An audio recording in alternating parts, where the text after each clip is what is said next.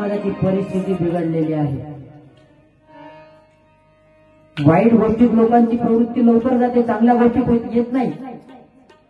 शिव्या शिकवायला लागत नाही, शिव्या आपोआप पाठ होतात. मला सांगा, या ठिकाणी शिव्या सगळ्याला येतात ना? असा कोण नाही की ज्याला शिवाय येतच नाही. येतात ना सगळ्याला. मग कुठून शिकल्या तुम्ही? कुठेतरी क्लास होती काय नवेगाव बांधले प्रशांत गुरुजीकडे किंवा विक्रांत सरकडे, की इथे बीपी ब्राईट कोचिंग क्लास मध्ये शिव्या शिकवल्या जातात? होतं काय? नाही. मग शिव्या कुठे झाल्या? वाईट गोष्टी लवकर शिकते माणूस, पण चांगल्या गोष्टी शिकते का? नाही.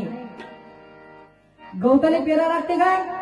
नाही पेरावं लागत. तो वाईट आहे, तो कसाही निघते. पण आंब्याचं झाड लावलं तर शेरी येते ना, शेंडा मारून जाते. बरोबर आहे की नाही? आम्र तरुण मेहनतीनेही न जगते, गवत वाढे न पेरता. म्हणजे आंबा किती मेहनत केला तरी आंब्याला पेरलं तर तो जगत नाही, पण गवत आपोआपच निघते, त्याला फवाराही द्यावं लागत नाही. चांगल्या गोष्टी लोकांना आवडत नाही. त्या कीर्तन म्हणलं की बिमारी समजतात.